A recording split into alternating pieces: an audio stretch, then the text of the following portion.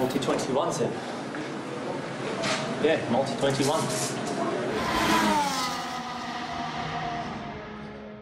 Bonjour à toutes, bonjour à tous et bienvenue dans une nouvelle émission de Multi-21. Je suis en compagnie de Pierre Mesley. Salut Pierre. Salut Clément, salut tout le monde. Et Pierre, on se l'était dit juste avant, ce triple header Austin, Mexico, Interlagos, cette partie de la saison pouvait être décisive, c'est ce qu'on va analyser maintenant, mais on avait vu juste, effectivement, tout pouvait changer avec ce momentum. Pour rappel, ce qu'on avait dit avant ce triple header, c'est que ces 4 semaines de pause entre les courses urbaines de Singapour et Bakou et ces 3 courses américaines pouvaient permettre de changer le momentum entre les différents protagonistes, entre McLaren, Ferrari et Red Bull, puisqu'ils étaient 3 à se battre pour le championnat constructeur. Et le moins qu'on puisse dire, mon cher Pierre, c'est que c'est ce qu'il s'est passé. 0 victoire pour McLaren, une victoire en sprint, mais 0 victoire pour McLaren. Une domination Ferrari partant sec, Verstappen au-dessus du lot, partant de plus, on en reparlera. Mais déjà, commençons par ça, par Ferrari qui nous a extrêmement agréablement surpris. On s'en doutait un petit peu parce qu'on en avait parlé avant ce triple header, mais des Ferrari plus véloces que jamais et qui sont plus que jamais dans la course pour le titre constructeur, première fois depuis 2008. Ouais, mais ils nous ont régalé quoi. Enfin, je veux dire, Sainz, il a été éclatant à Mexico. Il a réussi à faire ce que malheureusement Norris réussit, mais trop peu de fois. Quant à Leclerc, il était clairement au-dessus du lot à Austin. Très très bon départ des deux. Et puis à partir de là, ça a déroulé. Ferrari. Qu'on soit bien clair, quand tu dis qu'il arrive à faire ce que Norris n'arrive à faire que trop peu de fois, c'est partir de la pole et concrétiser par une victoire ce que Norris n'a pas su faire à Austin, on est d'accord? Non. Enfin, non, c'est surtout Verstappen me chip la première place. Pas grave, je panique pas. J'attends quelques tours, je te plante les freins et hop, boum, je le repasse. Ce que Norris avait notamment réussi à faire à Zandvoort, c'est là où on avait cru que le momentum du championnat avait changé. C'est ça. Absolument. C'est ça. Mais malheureusement, il nous a pas donné raison là. Enfin, par la suite. Là, concrètement, Verstappen, il se fait surprendre par Sainz, alors que les deux ils se connaissent pourtant assez bien. Mais là où Sainz plante son attaque, il peut rien faire. Honnêtement, il peut rien faire. Il a déjà freiné. Donc la seule solution, sinon, c'est tirer tout droit, mais avec les conséquences qui peuvent aller avec, quoi. Et puis à partir de là, Sainz, il déroule, tout comme Leclerc avait déroulé à Austin. Chez Ferrari, on fait arrêter Sainz à Austin pour pouvoir faire le doublé.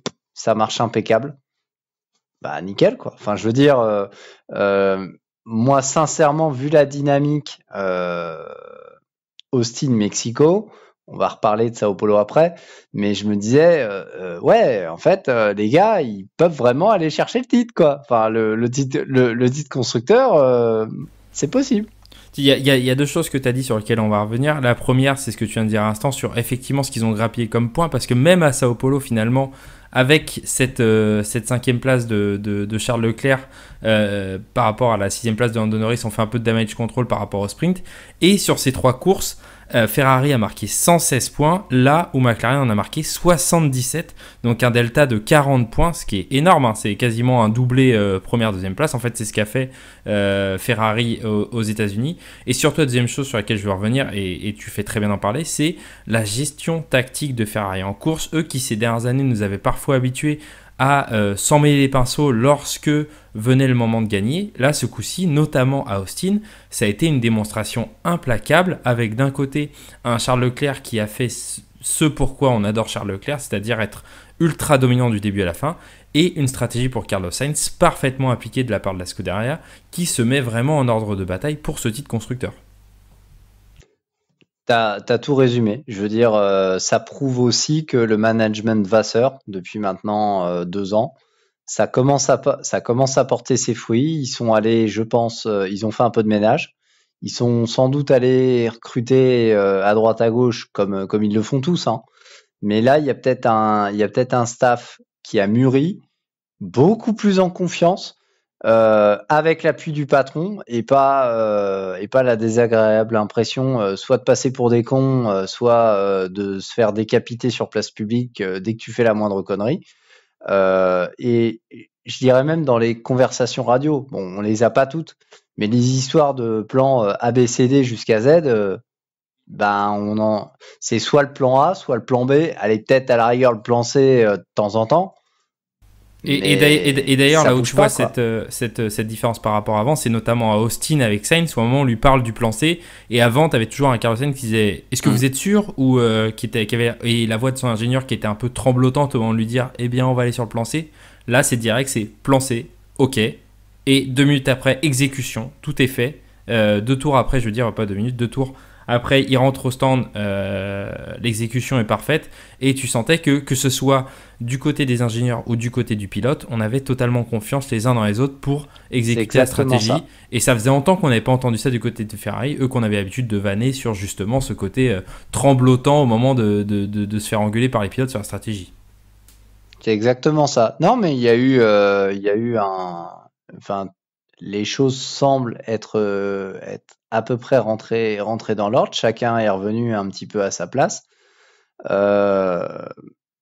J'attends de voir l'année prochaine ce que ça va donner avec les changements opérés. Je pense que c'est plutôt positif pour Hamilton. Maintenant, à voir quel jeu il va mener. Comment va se passer son intégration. Par contre, où la pilule, à mon avis, elle est un petit peu dure à passer, c'est pour Sainz. Mais pour Sainz, c'est à double tranchant. Moi, je suis Fred Vasseur, je me dis quand même, je lâche un pilote qui est quand même sacrément solide.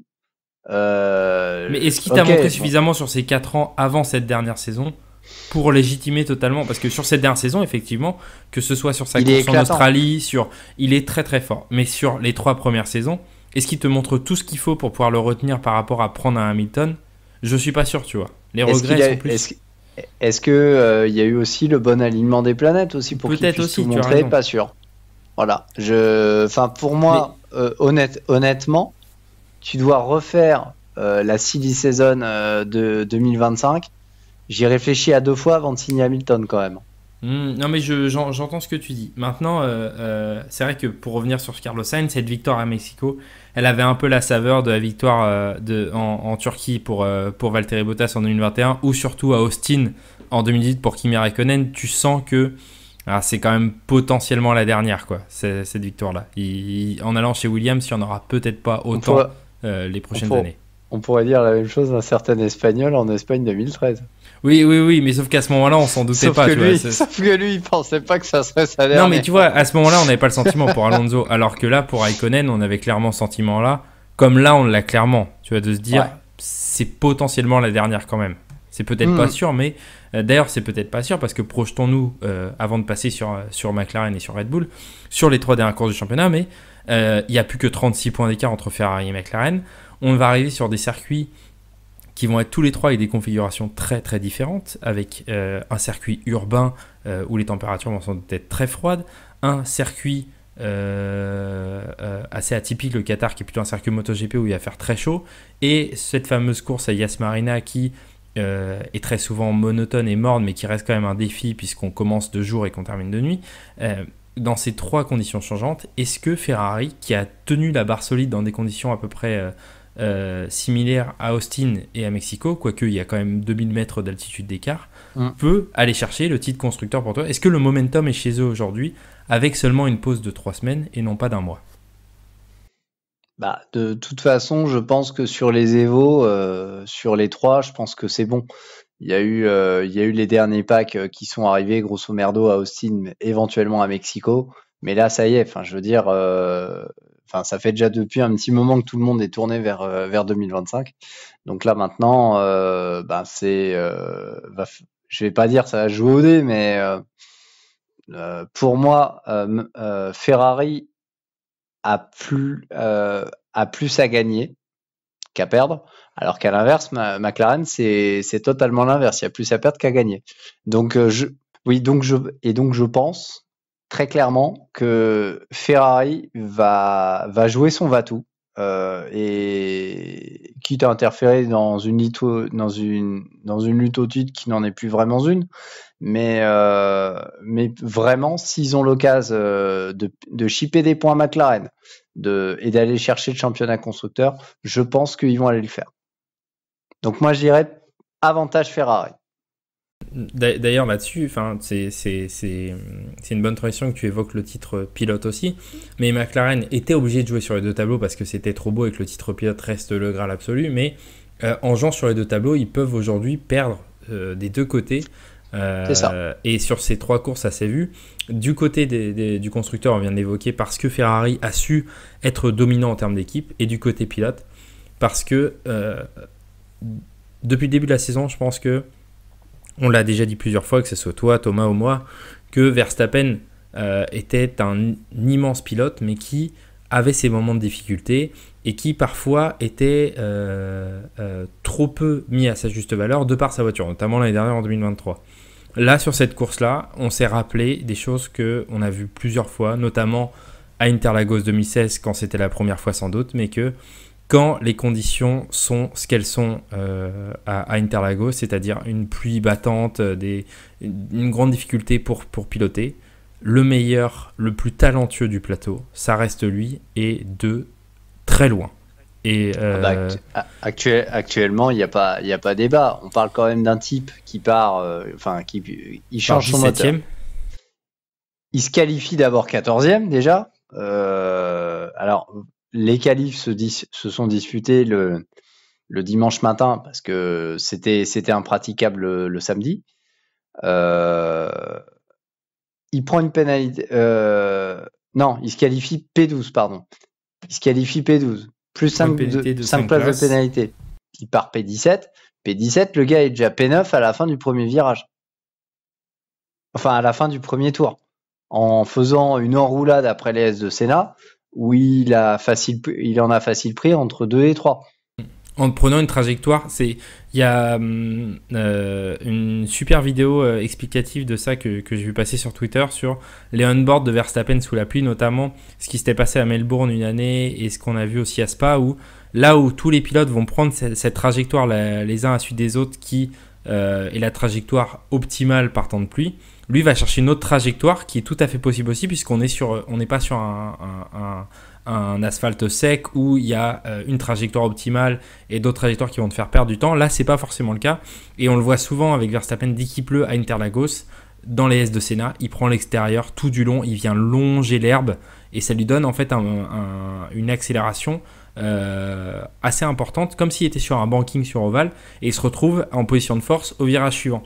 Et ça, c'est un truc que personne d'autre ne fait à part lui. Sur la vidéo, on voyait très bien qu'à Melbourne, au virage 2, là où tout le monde va prendre la corde après le virage 1, lui prend par l'extérieur et justement peut enrouler parce qu'il a personne devant lui, qu'il a personne qui gêne sa visibilité, qu'il a personne qui le gêne en termes de perturbation aérodynamique. Et ça, c'est un truc qu'on a encore vu, tu le dis très bien, hein, mais quand il passe de 17e, enfin de 16e, puisque sur la grille il manque Lance Stroll, mais de 16e à 9e, il le fait parce qu'il prend des trajectoires différentes, parce qu'il a une capacité d'analyse de la course qui est au-dessus du lot. Et là, encore une fois, moi je reviens à ce qu'a dit Hülkenberg après la course, quand on l'a interviewé sur la course, il a dit c'est une des courses les plus horribles de ma vie en termes de conditions. Le seul mec qui pouvait s'en sortir, c'était Verstappen. Et qu'un autre pilote du plateau l'admette, un mec qui a 38 ans, qui a de la bouteille et qui a plus d'ego à mettre en jeu, ça dit quelque chose. Mais sur cette course-là, plus que sur les autres, il a vraiment mis le dernier clou sur le cercueil pour moi de Norris. Déjà, ce qu'on disait depuis Bakou ensemble, c'est qu'il avait su gérer les moments faibles de son équipe au moment où le McLaren était très fort. Et là, sur le premier coup, McLaren a été plus faible, il les a tués. Et il n'y a pas faute. Ah, mais très clairement. Il a aussi rappelé, ça lui a permis de se rappeler au bon souvenir de nombre de ses détracteurs, qu'il n'est pas non plus triple champion du monde par hasard. Absolument, absolument. Voilà. Et chaque champion a un petit panel de courses où en fait ça reste. Senna par exemple, l'une des plus mythiques, c'est Grand Prix d'Europe 93. Ce que j'allais dire, Donington 93, c'est l'exemple parfait, ouais, exactement. C'est l'exemple parfait. Prost, même si c'était pas sous la pluie, mais on dit souvent Australie 86.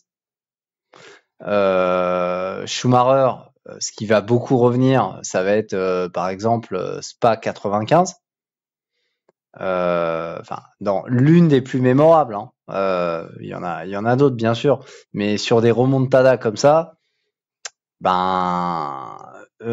quasiment chaque champion, voilà, ils les ont.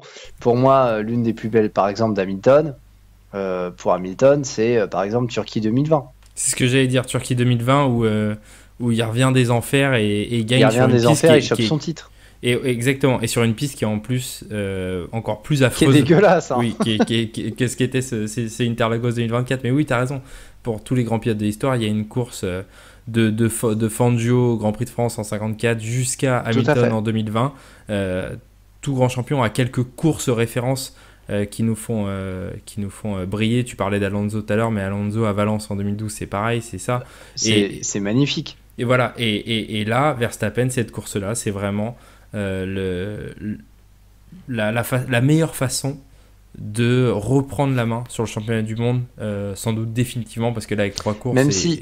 Même si pour moi, la Red Bull n'était pas forcément la voiture dominatrice du week-end. C'est là où c'est fort. C'est là où il est vraiment super fort. Mais la pluie a redistribué toutes les cartes.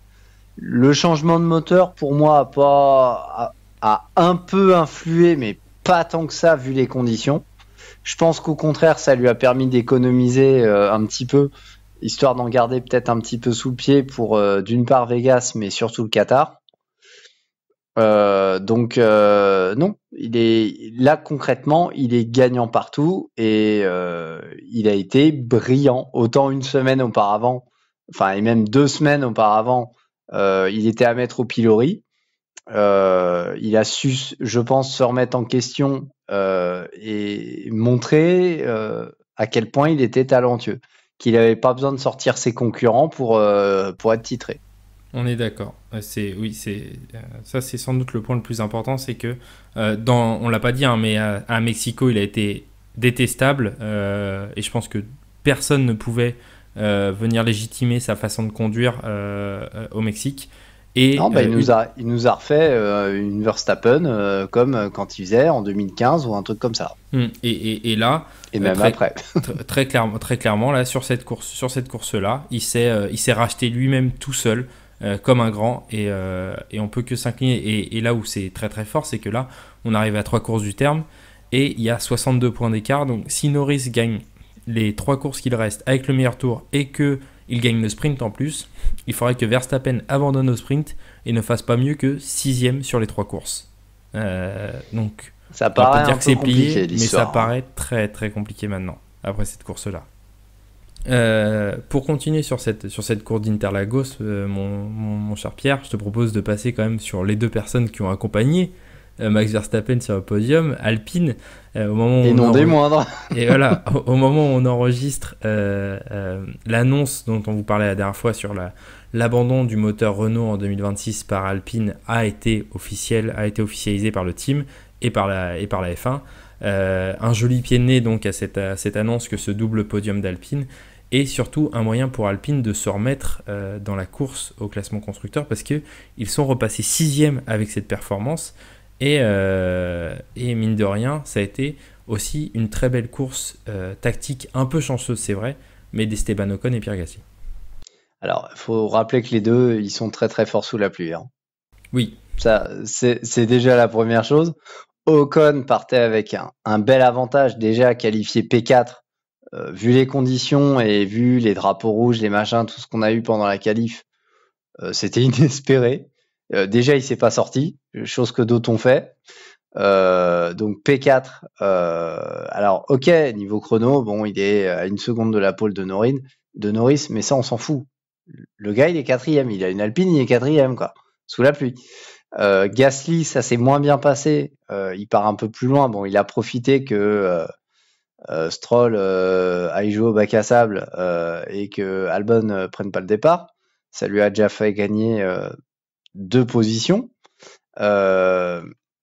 Mais derrière, ça a été là pour le coup. Ils avaient pas grand chose à perdre, donc ils ont tenté. Quand certains sont rentrés, ils ont dit non, les gars, nous on reste. Vu les conditions, on reste. Et ça a été payant. Ça a été payant, ça a super bien fonctionné. Gasly est remonté petit à petit et il était là où il fallait au bon moment. Ils ont profité, comme d'autres, du drapeau rouge pour changer gratuitement les pneus. Ocon a été super fort sur la première relance. Dommage qu'il a deuxième parce qu'effectivement sur la première il arrive à bien maîtriser Verstappen. Je pense que Verstappen sur la première il est surpris. Oui. C'est-à-dire il s'attend pas à ce que Ocon il relance peut-être aussi tard. Alors que Ocon fait ce que Verstappen a fait en 2019 il me semble à Interlagos, de relancer très tard. Exactement ça. Ouais mais il faisait sec. Il flottait pas. C'est vrai. Donc, et sur la deuxième, là par contre, il a dit, d'une certaine façon, il a plongé, quoi. Enfin, je veux dire, c'est. Et encore une fois, Verstappen en prenant une trajectoire qui n'était pas une trajectoire conventionnelle et que peu de gens pensaient qu'il allait pouvoir prendre. Il plonge à l'intérieur, c'est qu'il tout double. Hein. Il passe. Ou alors il emmène Ocon. Hein. Oui, ou alors il part, oui, exactement. Ou alors il part en aquaplaning, il emmène Ocon. Hein. C'est vraiment, c'est ça. C'est donc, quand on fait un truc comme ça, surtout sur une relance, faut avoir foi entre ses freins, ses pneus. Et après Ocon, il est intelligent. Je veux dire, oui, je pense qu'à un moment donné, inconsciemment, on s'est tous dit, oh putain, une victoire alpine, oh ça ferait hyper et tout. Surtout vu la saison qu'ils ont passée, mais bon, tu sais que quand il y a un gars comme Verstappen derrière, surtout vu les conditions, il y a le championnat et tout, le gars il va tout tenter quoi. Oui, et puis c'est 33 points quand même pour l'équipe, tu peux pas te permettre de laisser passer ça. Et Ocon, voilà, il est dans la situation où il peut pas se permettre un accrochage parce que ça fait une perte de points monstrueuse pour l'équipe. Et ça fait un double podium et je pense que pour lui, sincèrement. Il part chez As, mais il part quand même avec un petit peu des étoiles qui brillent dans les yeux. Là concrètement, là ce deuxième, le podium avec les deux là chez Alpine, alors qu'on sait qu'ils sont un peu tirés dans les pattes mutuellement. Je pense que l'Australie 2023 a laissé quelques traces. Là, c'est bon. Enfin, je vais pas dire c'est les meilleurs potes du monde, mais ils partent sur une bonne note. Ça part sur une bonne note et franchement, ça fait plaisir de voir une écurie qui est déglinguée de part et d'autre depuis le début de la saison. Moi je dis que ça fait plaisir quand même de voir quand même des sourires, etc. Briator, ouais. Vas-y. Non, je vais dire, et mine de rien pour Esteban Ocon quand même, 5 saisons à Enstone, 4 saisons où il fait au moins un podium, C'est ça. Sakir 2020, la Hongrie 2021 avec sa victoire, Monaco 2023 et Sao Paulo 2024. Du coup, il n'y a que en 2022 où il ne fait pas de podium pour l'équipe. C'est quand même une régularité de la part de ce mec-là assez impressionnante. Sachant qu'il n'a jamais été vraiment verni au niveau matos. Hein. Non, c'est vrai.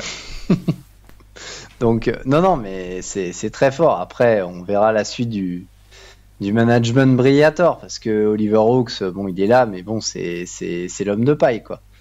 Tiens, d'ailleurs, au passage, 300 emplois, je crois, supprimés à Enstone, il me semble. Donc, finalement, vous voyez, c'était bien de cracher sur la gueule du moteur. Finalement, de l'autre côté, il y a aussi un peu de ménage qui est fait. L'une des explications, c'est que Mercedes fournira également la boîte de vitesse. La boîte de vitesse qui jusqu'à maintenant était fournie à Enstone. Mais oui, quand on disait que les dangers pour les emplois étaient un peu partout avec l'annonce de Briator, c'était pas qu'à Viry. Et là-dessus, on l'avait dit, hein, ça va être un désastre humain de ce côté-là. Heureusement que certains teams, on l'a déjà dit, on se répète très rapidement, mais heureusement que certains teams comme Ferrari récupèrent du personnel, mais bon, ça sera quand même une tristesse sans nom à la fin 2025. On revient quand même sur nos pilotes de tête avec une question, mon cher, qu'on s'est posée hors antenne. C'est à quoi sert Oscar Piastri ? On la pose de façon un peu provocatrice, mais j'aimerais qu'on en parle rapidement parce que sur ces 3 week-ends, on a senti Oscar Piastri la plupart du temps très en retrait par rapport à Lando Norris, sauf à un moment, quand le pilote qui était devant, c'était Lando Norris.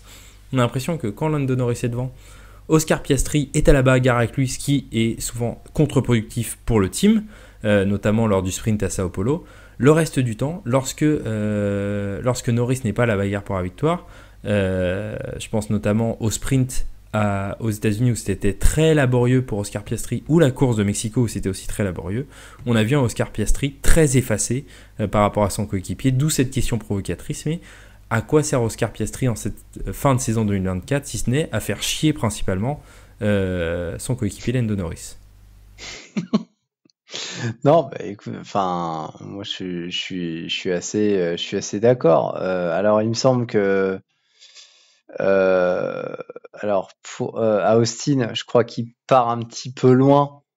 Je sais Sur la plus, course sprint, il part 16ème sur la course sprint. voilà. Bon, Mais il en remonte plus, qu'à la 10ème place. C'est pas non plus ouais, mais formidable. en prenant une pénalité.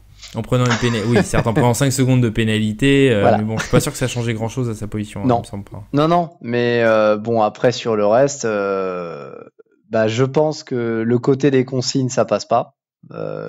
Côté Piastri, ça passe pas. Mais alors, il me semble que bon, aux États-Unis, on lui demande, il remonte assez fort sur Norris et on lui demande de pas faire de vagues et de pas tenter. Oui, mais encore une fois, c'est quand il est juste derrière lui c'est ça. qui commence à être chiant. Le reste C'est ça. du temps, quand on lui demande justement d'être à la bagarre, parce que soit Lando Norris n'y est pas, soit parce qu'il faut assurer le doublé ou voilà, Ah, je reprends. il est loin, il est derrière. Je reprends l'exemple par exemple de Sao Paulo. Hein. 9e tour, Verstappen est juste derrière. 10e tour, il est devant. Hein. Oui, La oui, défense, de Piastri, moi clairement, je l'ai pas vu. Hein. Ah, mais on est d'accord, on est absolument d'accord. Donc, j'ai même eu l'impression que Lawson, il se défendait plus que Piastri. Alors que il y a la radio Marco où normalement Lawson, bon limite, il quitte la piste pour laisser passer Verstappen, quoi. Oui, Là, oui. non. Piastri, bon, limite, il était à l'arrêt et il n'a pas vu qu'il y avait Verstappen qui le passait. Alors que pendant le sprint, on l'a vu vraiment prendre de l'avance sur son coéquipier. Jusqu'au dernier moment, ça s'est même joué à la seconde. Hein. Je veux dire, ils font le switch. T'as l'impression que les gars, ils ont négocié, mais négocié limite leur mère. Et voilà, quoi. Il y arrive et à la fin, bon, il y a le truc. Mais t'as l'impression que psychologiquement c'est mauvais et pour Lando Norris et pour le team. C'est mauvais pour Lando Norris parce que il se retrouve à devoir se lutter avec un coéquipier et à se dire si je suis pas capable de le battre lui, est-ce que je suis réellement capable d'être champion du monde? Et à Sao Paulo c'était ça, hein, c'est vraiment il arrive pas à passer devant. Et de l'autre côté, c'est un impact psychologique pour le team parce que dans les moments où ils auraient besoin de se rassurer, notamment par rapport à Ferrari qui grappille des points, ils ont un Oscar Piastri qui est absent à Austin, qui est absent à Mexico et qui laisse passer tout le monde à Sao Paulo. Donc, c'est ça. Non, mais c'est clairement ça. En course, il a joué un peu contraint et forcé le jeu d'équipe quand Norris fait ses erreurs. Bon, la première fois, c'est Russell qui repasse et la deuxième fois, Piastri passe. Là, Norris, on lui demande de switcher les positions. Bon, ça, il le fait. Mais il le fait parce que les mecs, ils sont 6e et 7e. Donc, clairement, il n'y a rien à y gagner, quoi. Mais donc, oui.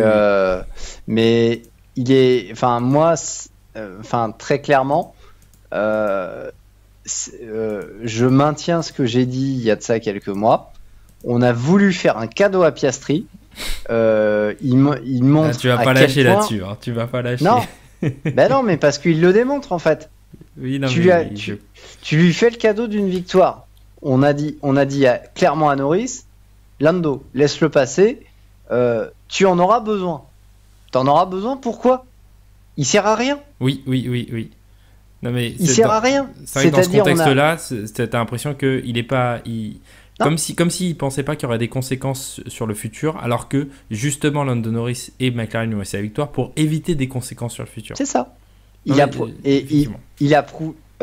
Pour moi, Piastri a clairement montré que oui, il a l'étoffe d'un leader, mais il n'a pas l'étoffe d'un gars qui va jouer le jeu d'équipe. C'est pas son truc. Pas du tout. Mm. Donc, ben, même dans un cadre de transfert, ça joue pas en sa faveur.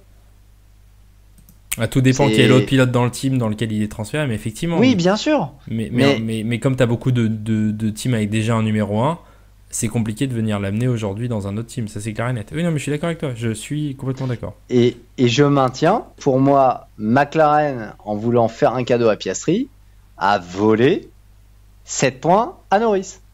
Après, Norris n'a pas été malin dans l'exécution. On est d'accord.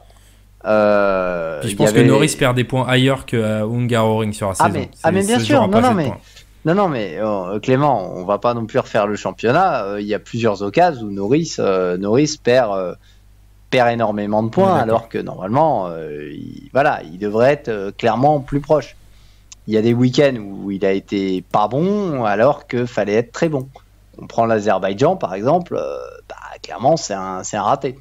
Il finit certes devant Verstappen, mais il finit juste devant Verstappen. Quand tu joues le championnat, c'est pas ça qu'on attend de toi. À cause d'une mauvaise qualif.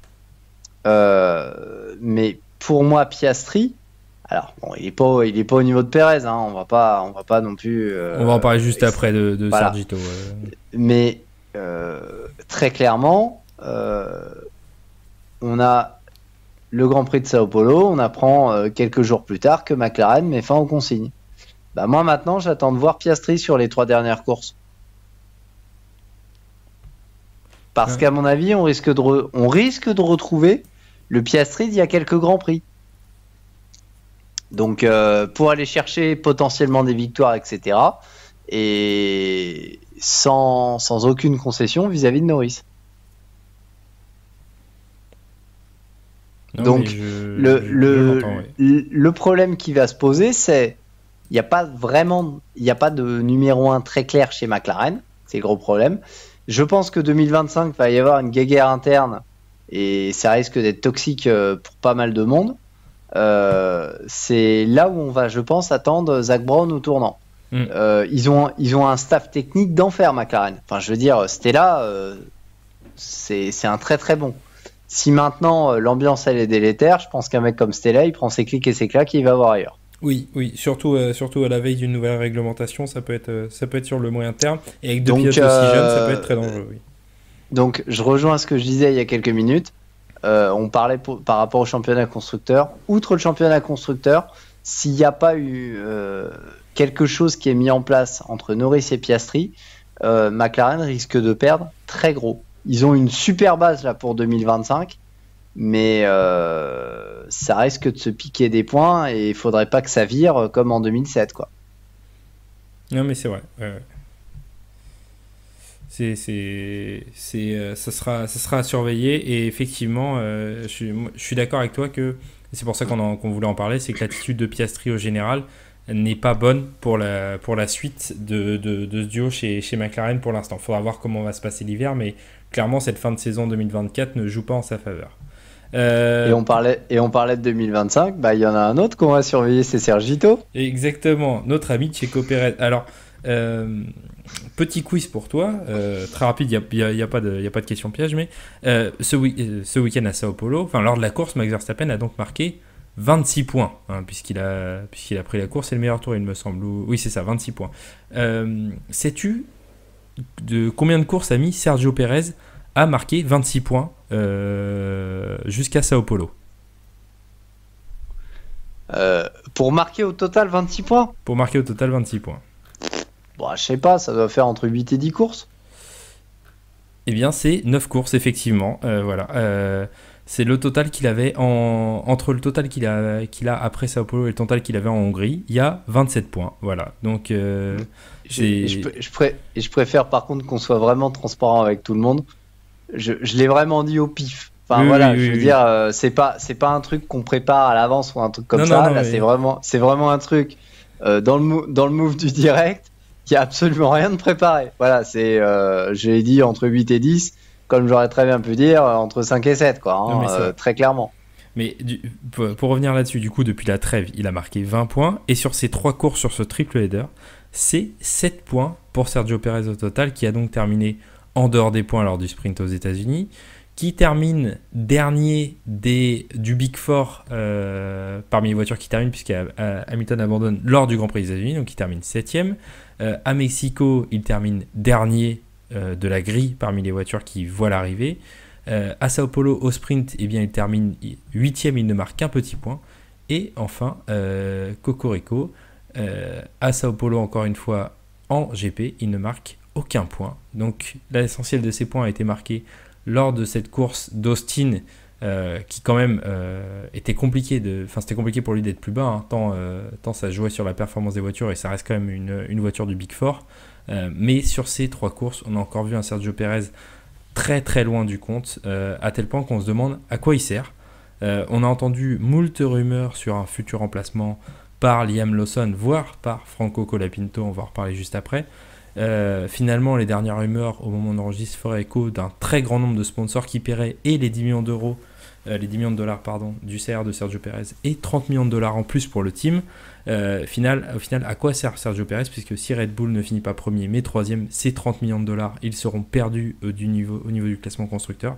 Et surtout, Red Bull n'a aucun pilote pour venir empêcher Ferrari et McLaren de marquer des points. C'est un Sergio Pérez désertique qu'on a vu notamment chez lui au Mexique, où c'était vraiment, on avait mal pour lui, et on se demande à quoi il sert. On avait mal, mais d'un autre côté, il se met dans la colle tout seul. Hein. Oui, ça c'est vrai. Je veux dire, déjà au départ, tu te places pas correctement. Je veux dire, sur un gars qui a plus de 200 Grands Prix, ça passe pas, quoi. Ça faisait combien de temps qu'on n'avait pas vu une erreur comme ça, d'ailleurs? Ça faisait des années, hein. Ouais. Enfin, pour moi, ça remonte un petit peu, mais il me semble que c'était sur un Grand Prix où c'était Fisichella ou un truc comme ça, en 2001 ou un truc comme ça, qui se plante littéralement, qui se met limite en travers de la piste. Mais il y en a eu d'autres. Hein.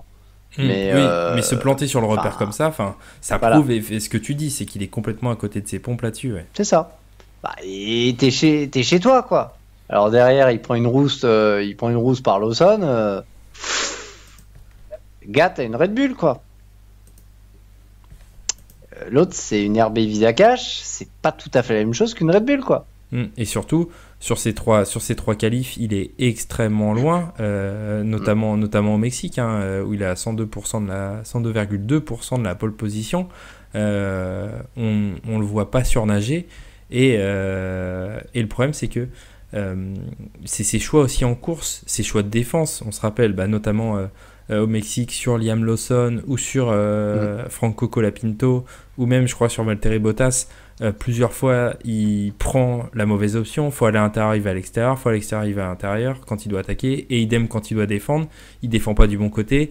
En fait, on avait l'impression que pour les autres pilotes de la grille, c'était très très simple de passer Sergio Pérez, et très très simple de ne pas le laisser passer. Alors que tu le dis encore une fois, il a une voiture qui est censée lui permettre déjà, sur la performance pure, d'effacer tranquillement des Sauber ou des Racing Bulls. Et sans compter un truc, je vous rappelle qu'au Mexique, Verstappen a eu pas mal de soucis en essai. Donc il part en qualif avec les réglages de Pérez. La différence, elle est quand même notable. Hein. Oui, c'est vrai, tu fais bien de le rappeler. Il y en a un qui fait P2, l'autre qui fait P18, quoi. Il y a 1 seconde 5 entre les deux en qualif, alors que c'est les mêmes réglages de voiture. 1 seconde 5 avec à peu près les mêmes réglages. Alors, sur un tour en 1 minute 15 en plus, hein. C'est pas 1 seconde 5 à Spa, hein. C'est vraiment. Donc Pérez, en effet, je pense qu'il avait visé juste sur les réglages, mais ça a juste profité à Verstappen. Lui, que dalle, quoi. Donc c'est vraiment dommage. Et on se demande comment ça va pouvoir continuer pour 2025. Voilà. Hein. Ça va, il y a de plus en plus de chances qu'il soit là l'année prochaine. Mais tout de même, là, les performances, autant en début de saison, on l'a vu plus tôt à sa place, c'est-à-dire à faire des podiums sans pouvoir lutter pour la victoire avec Max Verstappen. Mais il a marqué quasi l'intégralité de ses points sur les 6 premiers Grands Prix. Voilà. Après Miami, Sergio Pérez est deuxième du championnat à 103 points. depuis, Et c'est surtout, il a marqué c'est surtout- 48 points depuis Miami. Enfin, c'est délirant, quoi. C'est délirant. Bah, c'est délirant, et c'est surtout que vis-à-vis des ingénieurs, bah, t'as pas la cote, quoi. Enfin, je veux dire, très clairement, t'en as un qui se bat pour des victoires quasiment tous les week-ends, l'autre qui se qualifie P18, qui peine déjà à rentrer dans le top 10. Ça paraît compliqué d'aller voir les ingénieurs pour leur dire: les gars, il me faut ci, il me faut ça. Oui, et tu fais bien de le dire, mais effectivement, même les qualifs, c'est déjà un supplice. Il est même pas sûr d'être en Q2 lors des qualifications, ce qui est quand même assez aberrant. Et c'est une longue descente aux enfers. Et très clairement, Red Bull a abandonné la lutte le titre constructeur de par Sergio Pérez. Et Max a dû aller chercher son titre pilote tout seul. C'est ça. Il a pas pu avoir l'aide de Sergio Pérez, là où on disait que l'aide de Oscar Piastri était négative parce qu'il était performant lorsqu'il devait se battre face à Norris. Pérez n'est performant face à personne, que ce soit Verstappen ou un autre. Non, De toute façon, c'est réglé. non, la perf, elle est inexistante. Ok. Donc maintenant, je pense que du côté de Red Bull, il y a quand même une certaine attractivité au niveau des marchés sud-américains. Donc, garder Pérez, c'est plus un intérêt marketing. Voilà, il a quand même une certaine notoriété et tout. Ça permet de faire rentrer un petit peu d'argent, tout ça. Faut pas oublier que derrière Pérez, il y a quand même Carlos Slim. Carlos Slim, c'est pas n'importe qui. C'est le leader de la téléphonie, par exemple, au Mexique. Et c'est donc, énormément d'entreprises qui comptent en Amérique latine de façon générale, hein. Pas qu'au Mexique, mais aussi en Amérique du Sud, en plus de l'Amérique du Nord et donc et voilà, on l'a même vu à Austin, des casquettes estampillées numéro 11, il y en avait quand même pas mal, quoi. Ah bah c'était censé être sa tournée, ça, ces 3 courses là, c'était un peu son show et il a été nulle part. C'est ça. Enfin, je pense que tu peux même garder le premier mot, il a été nul. Voilà. Oui. mais on va faire la transition là-dessus tout de suite. Mais du coup, et c'est vrai qu'on parle beaucoup de Colapinto comme grosse hype sud-américaine. L'Argentin qui a vraiment fait déplacer les foules, notamment au Brésil, où même les organisateurs s'attendaient pas de leur propre aveu à autant d'Argentins sur le circuit, notamment dans une période qui est très compliquée économiquement pour l'Argentine.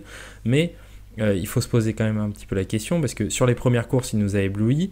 Là, il y a eu un week-end un peu plus compliqué à Sao Paulo, il faut le dire.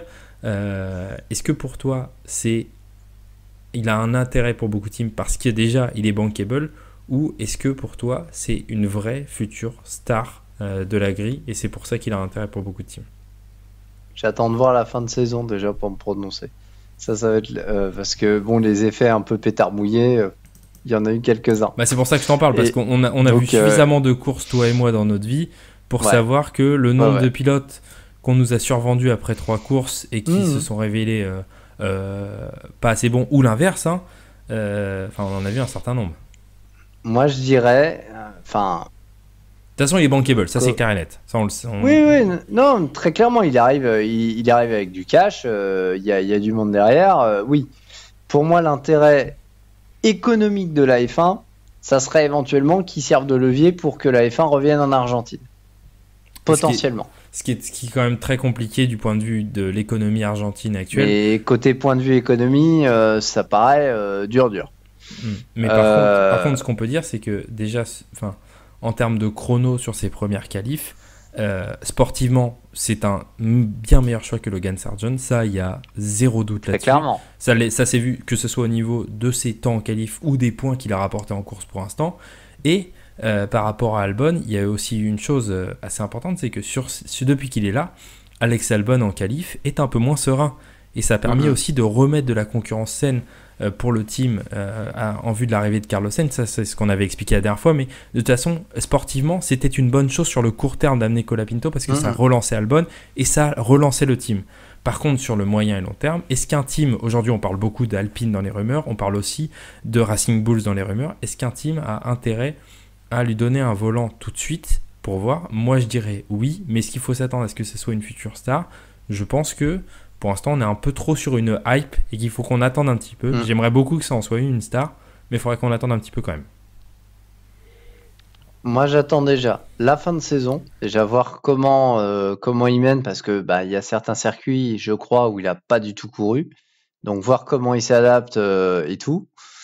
Euh, et après voir sur une saison complète, même dans un team de milieu de grille ou même de fond de grille, hein, très clairement, voir comment il se dépatouille. Mais maintenant, maintenant, oui, selon moi, il a sa place en F1 en 2025. Mais il faut pas le parachuter. Faut pas le parachuter dans un truc énorme où il va se griller, quoi. Oui, je suis d'accord C'est que l'option Red Bull dont on parlait à un moment, de le mettre à la place de l'option Perez, Red Bull. c'était la Pour pire moi, elle idée. tient. Pour moi, ça tient pas la route. On connaît en plus le management Red Bull. Un petit jeune comme Colapinto, si ça donne pas satisfaction, Daniel ça va Kiat, être Pierre Gasly, Alexander Albon, voilà, voilà, enfin un peu. ça va être de la chair à pâté, hein. Oui, non mais c'est clair. Ça c'est pour moi les deux seules bonnes idées. Enfin c'était soit chez Racing Bulls, mais avec un développement moyen terme, et je voyais pas et ça voulait dire que Lawson ou Tsunoda allaient chez Red Bull, sinon il n'y avait pas d'intérêt.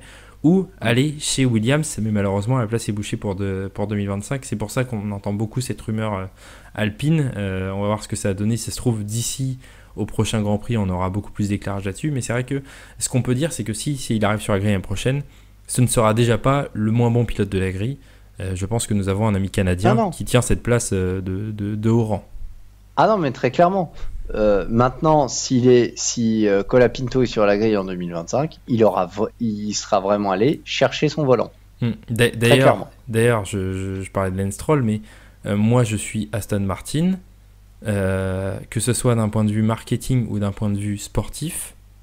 Ah, je le dégage. C'est honnêtement, alors ils sont censés avoir un pilote maison avec Drugovich, mais quitte à aller chercher un Sudam qui a déjà testé la F1. Ça peut ne pas être une mauvaise idée. Il faudra voir aussi. Faudra voir. De toute façon, on verra au fur et à mesure des semaines qui vont arriver. Mais comme tu l'as dit déjà, Las Vegas, ça va être un bon test parce que c'est encore un circuit qu'il connaît pas. Et pour l'instant, sur tous les circuits qu'il connaissait pas, il a réussi à plutôt bien s'adapter. Donc, s'il confirme encore, on pourra un peu plus établir le Qatar aussi, notamment sur lequel il n'a jamais couru. On pourra établir que effectivement, c'est un gamin solide. Mais c'est vrai que c'est contrairement à Lawson où on se pose pas trop de questions, ou Bierman non plus, c'est vrai que lui on a cette impression un peu on sait pas exactement, la hype est tellement grande qu'on a envie de la calmer de nous-mêmes sur son talent, alors que ça se trouve son talent est bon, c'est juste que la hype est trop importante.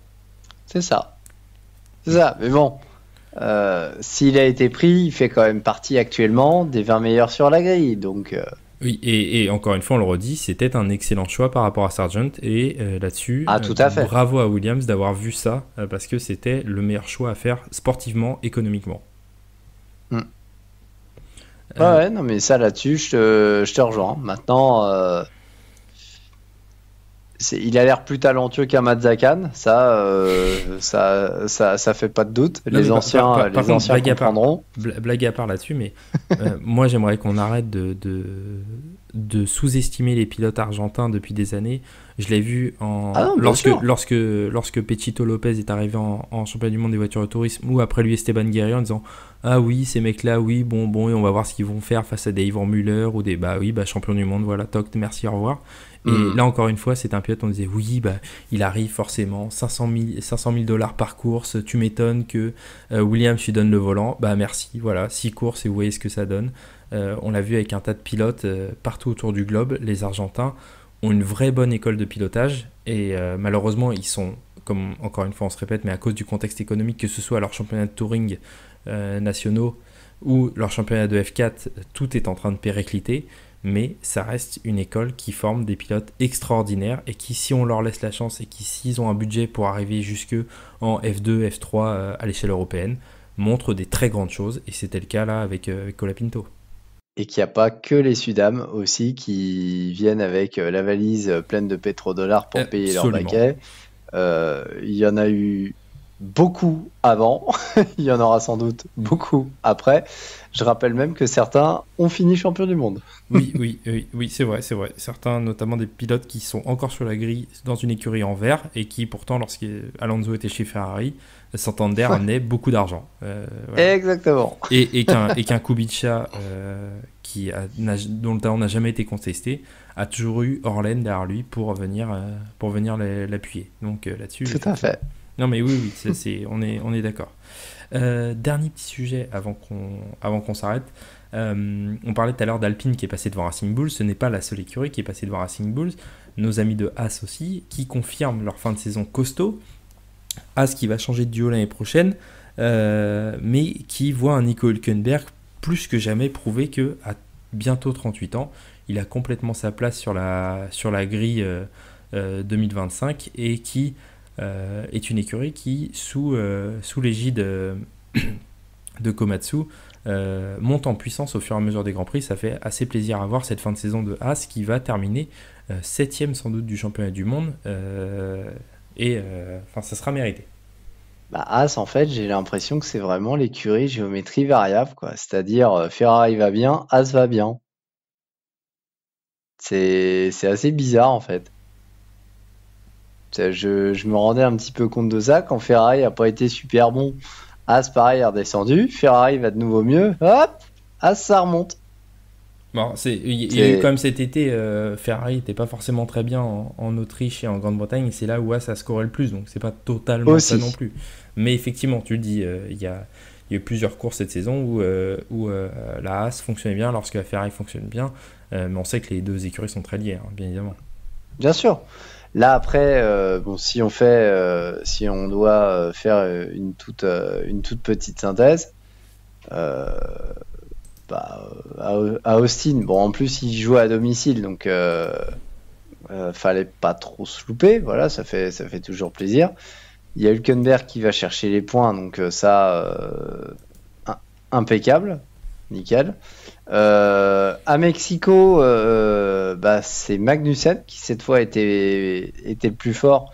Il était même sur la première partie de course dans le rythme des Mercedes. Très très bon Magnussen à Mexico, hein. Excellent. Hein. Donc ça faisait un petit peu plaisir. Bon, et puis Sao Paulo, ça a été plus compliqué. Magnussen forfait parce qu'il était malade.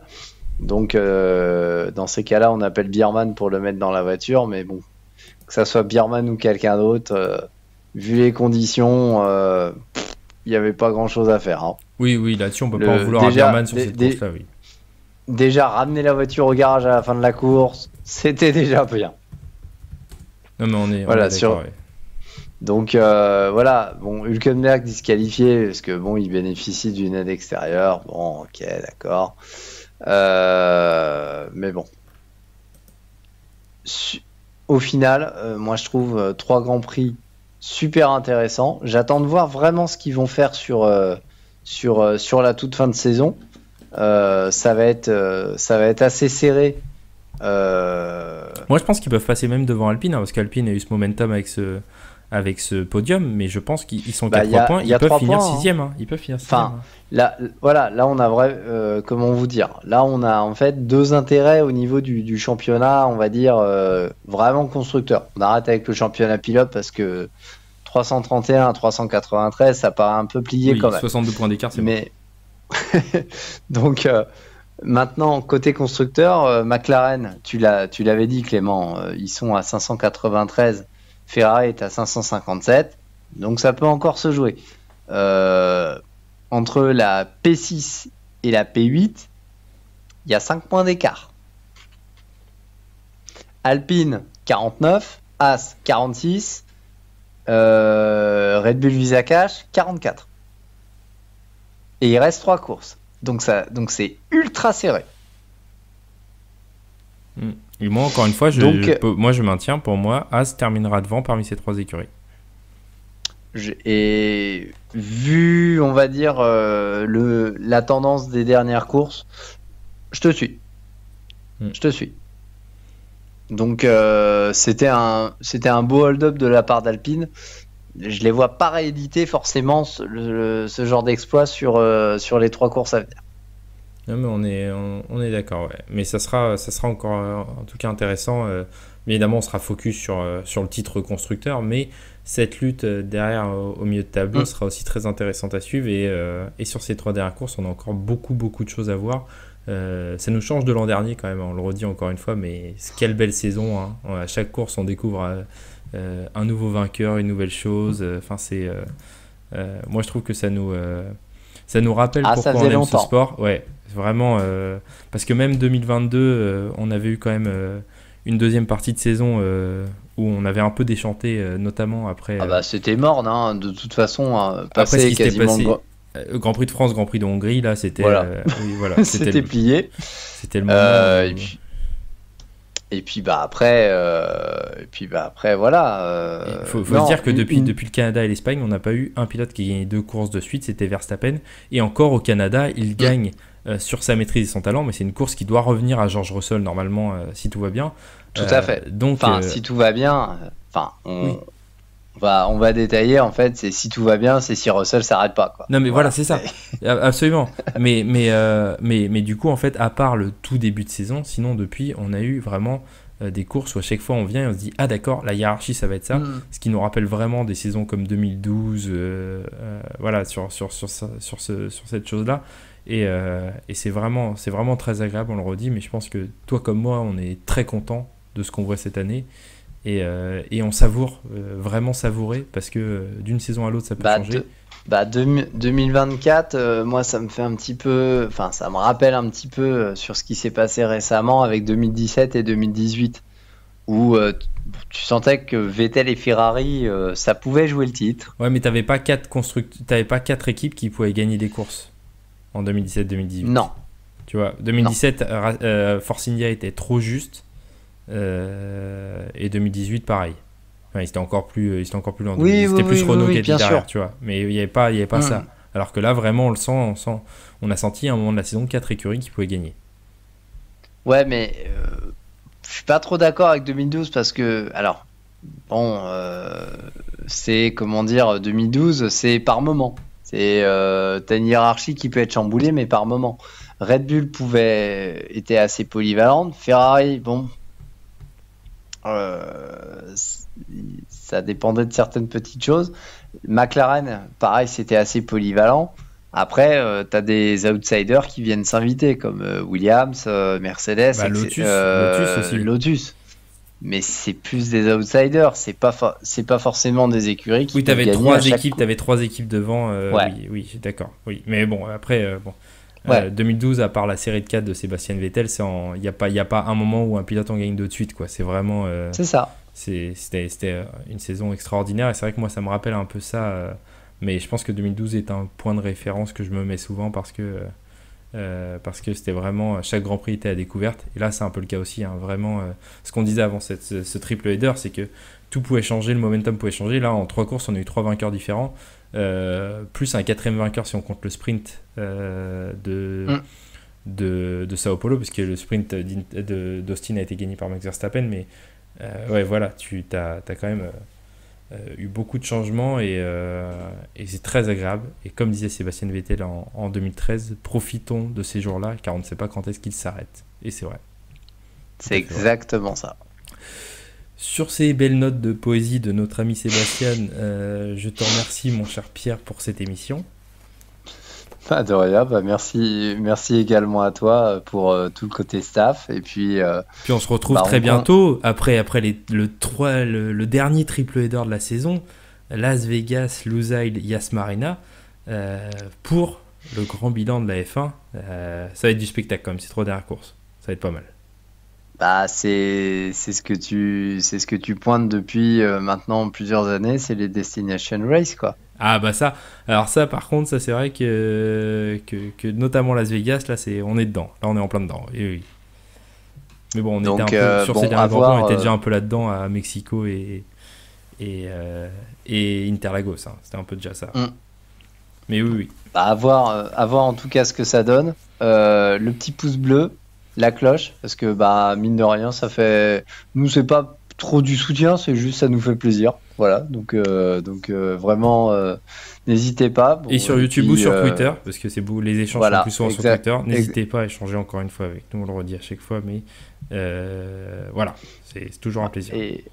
Et on va essayer de vous préparer des petits trucs pour la fin de saison si on arrive à se coordonner, ou alors pendant l'hiver. Voilà, on va se faire ça tranquillement. Peut-être voilà, au niveau des bilans, de machin, parce qu'on est plusieurs, mais on a chacun un petit peu nos spécialités. Donc, et à voir comment on peut interagir les uns avec les autres. Sur ces bons mots, on vous laisse vous profiter de ce dernier triple header et on se retrouve après pour le bilan de saison. À bientôt sur Me21. Salut! Allez, à très bientôt. Ciao, ciao, ciao.